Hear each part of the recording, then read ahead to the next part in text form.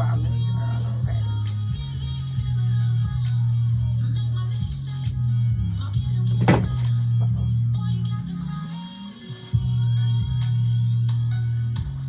We go 5, 4, 3. Push the mic in. Push the mic all the way in. Push it all the way down. Yeah, all the way. Yeah, push it all the way in. Push it all the way in. Oh. Push it all the way. Yeah, there you go. There you go. Push it all the way. Oh, yeah. Thank you. You ready? 5, 4, 3, 2. Thank you for listening to Crazy Conversations with Miss Kim on intellectualradio.com, the station that feeds your brain. I am so glad to be back on this Tuesday to host this crazy conversation, multiple topic segment tonight. Again, I am your host, Miss Kim Arthur, child care professional, life coach, and your favorite crazy truth teller. I'm also here with my favorite executive producer and my wifey for lifey, Sumner Allman. Thank you so much for coming out in the weather. You're welcome. And being a part of this crazy conversation. How was your day? Wonderful, your day. Amazing. I'm here with you, and it is amazing. Tonight's conversation, again, it's not for the weak, wifey. We're talking about love, loyalty, and life lessons right here on Crazy Conversations.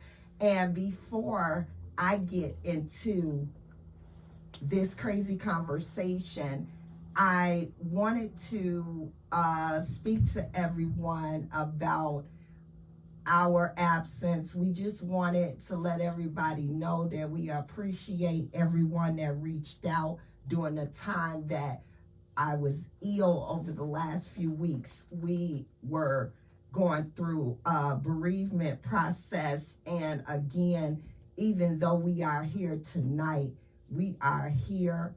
Life has been lifing. We are here in the studios, but again, we are still overwhelmed with love, but also grief. So I have to send a shout out to my Watkins family as we grieve the loss of my cousin Rocky Watkins, who passed away, and we will be funeralizing him next week.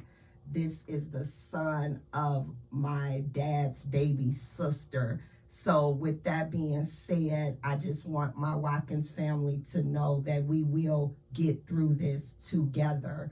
This has been a rough year with the losing several people that we care about. And also I am appreciative to my wife for even coming in today to navigate through this 4-topic segment to get us a little caught up. Because of her loss, I needed to extend my love and condolences also to the Almond family, to our cousin Antonio Tutu lost his son, and Kashan Almond. Dada, we are gonna miss you. You were just so freaking cute. We are grieving on both sides of the family, and we have to get our selves ready to funeralize 2 other people that we love. So again, condolences to the Watkins family and our Almond family. We appreciate everything that you do for us, and we will get through this process together. Again, I know that tonight's conversation has to be extremely honest, because some of us are loving wrong, loyal to the wrong people, and learning lessons the hard way. See, some lessons sometimes has to go through the hard process, and that's because people don't listen, you know. So you got to get out there and learn on your own. So again, I'm opening up the phone lines. I will be calling in a couple listeners just so that they can help me with navigate through this conversation along with you. And I need them. I've been slacking a couple weeks, so I had to call a little backup in to get me back on my toes with the conversations that I have to get accomplished before the end of April. So again, I appreciate everybody. You just don't know just how important you all are to us. So again, we are getting ready to talk about love, loyalty, and life lessons. And before I make a call, I want to find out a little bit from some about the topic idea of, are you loving them or just used to them? So that's staying for history instead of happiness. We're seeing a lot of that. People stay where they're comfortable, even if they don't love the person. They stand, the heat stay on, cable busting, TV on every night. It's comfort versus real love. Tell me what you're thinking. It's crazy conversations. Just say it. Just say it. But seriously, in real life, do anyone know about relationships? I don't think people I don't think anyone know about relationships. So you gonna school them? So it's not about schooling. No, it's for real. It's not about that. So like we come to with loyalty, like relationship, it's not about controlling. Mm-hmm. You know, they think relationship is about controlling. No, it's not. It's about to the point like you just listen, you paying attention to your partner. So it's not about making you do anything. I'm just asking you a question. So when people act like they are in a relationship but not, just because they live with that person, you know, we're seeing that, like I said, people staying for the number of years. And they're just settling. And then the things that relationship comes with, the perks. People stand for the perks instead of love. People are doing that. And a lot of people do that because of the fear of starting over. That's major. Especially to the daters that's like over 40, over 50. You know, they just buckle up and just enjoy the ride, even if it's not a loving ride. So you saying they just stick around? They'd rather be miserable because of finance? Not necessarily finance, just the fact that people don't want to go back out there and start dating again and start from the first steps that you make when you meet a person. Credit report, background check, and, you know, baby mama check, baby daddy check. A lot of people just get to the point that they don't want to be bothered with all that.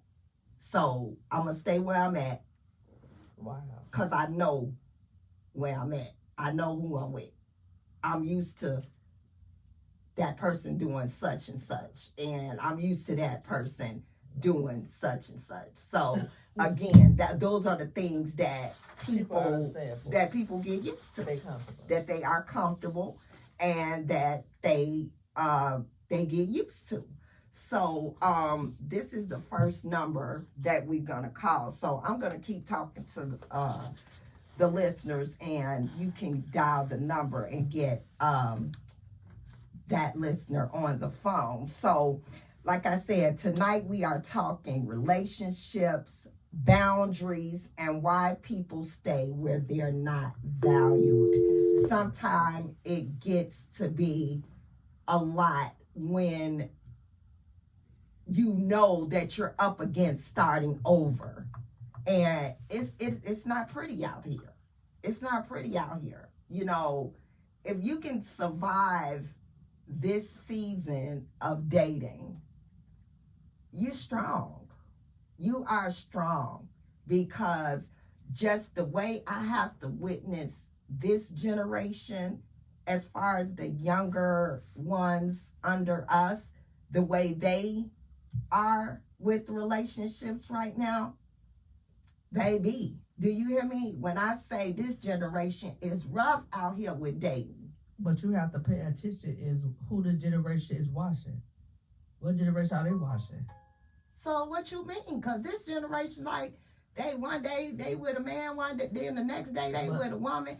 Once Then again, what generation are they watching? one day they'll stand right in front of their mate and say they single. I mean, they do things so differently than the way that we did. So go ahead, get on the phone. I'm just gonna wait until she answers and see if she answers.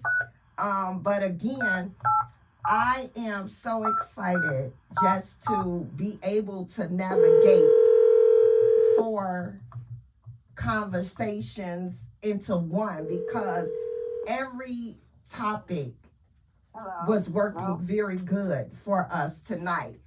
Hello, Miss Smith. How are you? I'm good. What about yourself? I'm doing amazing. This is Miss Kim calling you from Crazy Conversations. Yes. So tonight we are trying to navigate through a couple conversations, and I just wanted to know and get your your advice on some of the things that your generation would do or does during this type of topic. And this topic we're talking about is, are you loving them or just used to them? So we're talking about people staying for history instead of happiness. Oh, okay. Are you loving them or are you just used to them? I can probably speak to them. Some people are just used to being with someone. Now, there might be some love there, but they're just used to being with them. And so they don't want to be without them. And when the person leaves, then that's a problem. Mm-hmm. So I think because a lot of time when they are just used to them, they sleep in different beds. If the kids are gone, they pick a room and they sleep in a different bed. They don't eat the same stuff. It's just, you just get used to having a buddy at home. Now there are some people, like you might go somewhere with them, you all ride in the same car. You don't hold a conversation. You just in the car. Mm-hmm. So I think I think they just get used to them. It's very little cuddling because somebody might be mad with somebody about something. So I think as we get older, we just get used to people. Well, I was just saying, Ms. Smith, that this generation don't allow themselves to get real comfortable with. They'll start over quick, like within days. Well, see, the people of my age don't want to start over quick because they looking at their finances. They have what they need. They get a check. He get a check. I get a check, and we can pay our bills, and we're not struggling anymore. So we're just used to it. We don't fight over it because we look at the bill and say, well, I'm paying this half and you paying this half, or and now some couples, the wife becomes takes control of the finances, and in some cases the man might take control of it. But the people that I hang around with a lot of times, they said they don't want to be bothered. They just being there with them. They just there. They said no, we're just like friends. And I just laugh at them because they are like friends. They are friends. They are just there. Are these married friends? Oh, they are married friends. They are married. They sleep in different rooms. They watch different TV programs. One might get up and cook breakfast for himself or herself. Because the other one say, well, I don't want what you cook. Okay, and then the other one goes to their activity, and they go. Several of them go with their activities, but to tell you the truth, there are more single women that come to that I deal with, and they don't have any companion. Well, I'm sorry, but I needed to ask you this. Have any of them said anything about love? That they love the person, or do they just say that they just stay there? They said, as the lady told me last Friday, she said, I've been with this fool 52 years. I just fell out laughing. She called him a fool. So she don't love him? I think she does love him, but he has so many other problems, because when men get older, they have prostate problems, so it's really nothing sexually you can do with them once they get the prostate problem. Oh, okay. Well, again, I'm so glad that we had this opportunity to call you to help us with that particular topic. We appreciate you listening to us every time we're on, and I look forward to talking to you this week. Okay, I'm gonna when I see my seniors, my friends, this one particular group, I'm going to ask them about this. I'm just gonna ask them. Yes, we can always revisit this conversation. So please find out from them, are they growing or just staying? Tell them Ms. Kim wants to know. Is their relationship growing or are they just staying? And we're going to revisit this because those are the things, I want to know, how do you know when it's love or just a routine? So let them know those are the things that Ms. Kim wants to know when you all get into your seniors group this week. Oh, yeah. That's going to be a hilarious conversation. Well, please give me all the details as I move to the next segment. I appreciate you listening. We love you and talk to you this week. All right. Thank you so much. All right. Bye-bye. Bye-bye. Our next topic is sort of guided towards boundaries and self-respect. More so like access denied. Everybody can't have access to you. You cannot be accessible to everyone. So that's what we will be tackling tonight on Crazy Conversations with Ms. Kim. We're going to get one other person on the phone so that we can navigate through the boundaries and self-respect. The access denied. Everybody can't have access to you. We need to know your thoughts as well. So anytime that you DM me or email me, trust and believe those conversations will be revisited right here on intellectualradio.com. Hello? Hi, I'm trying to reach Julian. This is Julian. How are you? This is Kimberly from Crazy Conversations with Miss Kim. Okay, what's going on, Miss Kim? Ain't nothing going on. I was calling you because I needed a male point of view for this segment that we had a couple topics come in and we kind of just combined them so that I can catch up because, as you know, I was at home ill, so a couple conversations ran behind. So I'm just trying to play catch up, so I'm asking for a little help as I navigate through these conversations. Are you available for a few minutes or is this a bad time? Sure, I'm available for a little while. Okay, well, please let me know if you need to get off or, pass the phone to one of your children. They probably all for the conversation. So again, we are talking about boundaries, self-respect. We're talking about access denied, that everybody can't have access to you. And one of the things that we wanted to talk about is, why do so many people feel guilty when saying no? Can you talk to me about that, Julian? Sure. Well, it's probably just a perception that we get from the world, because, you want to be nice, you want to play nice, you want to be agreeable. So when you say no, it might catch people off guard to a certain extent. And plus, a lot of times, the people that come to you, you said yes so many times that it's already a yes in their mind. So it's different for you to tell someone no when you said yes so many times. So you won't tell me no, though, just to get off the subject a little bit, because I know I do call for a lot of favors. I'll say it depends. It depends on the timing of it, and it depends on what the actual ask is.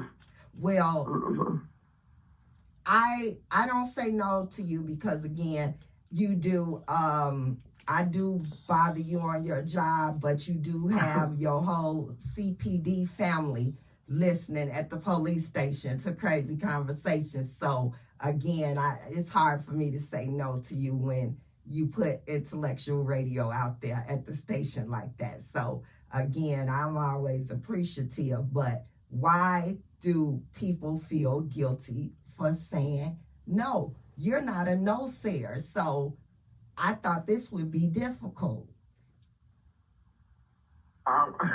You're right. I'm not the usual person to say no. Like I said, if I can do it for you, I'll try to do it for you. But if I don't have time, or if it's conflicting with something else I'm trying to do, or if I just don't feel comfortable at this point in my life, in this big age, I say no. But for the most part, if I have time, if I have the availability to do it, I'll do what most people ask me to do, unless it's somewhat illegal, of course. But well, you're the popo, so it's okay to do illegal. Okay, forget it. That's okay. Crazy conversation. It's not okay. That means I'm gonna get in more trouble. So what do you do at those times that you do have to say no, and still as far as protecting your peace, but you still got to say no? How does that make you feel? How does that guilt come? Because I know you don't be feeling guilty when you say no, when I be calling you to babysit and stuff. Well, like I say, it's kind of a learning thing, and like it's kind of a pattern thing too. I know if I'm talking to certain people that they're not gonna ask me nothing too outlandish. But so, but me, I'm the one that asks for the things that's always over the top. Yeah, but it's attainable most of the time. It's nothing that I can't do. I might not be able to do it in your time frame that you're asking for, but I can get to whatever you need most of the time. And I'm so appreciative to that. And the reason why I chose to call you regarding that question, because again, I know that you are not a person that says no. I've never heard you say no to anybody. I mean, not just your job is to protect and serve for the city of Chicago. You do that for everybody in your personal life, in your work life. You just love people, and you are so giving. You over giving. You have always I know that about myself. over giver, and even it has been such a blessing to have that over giver in the family, because you didn't just do it to certain people in the family. You just that to go to person, but you still have to set those boundaries for family and friends. Like I say, it's a conditioning thing.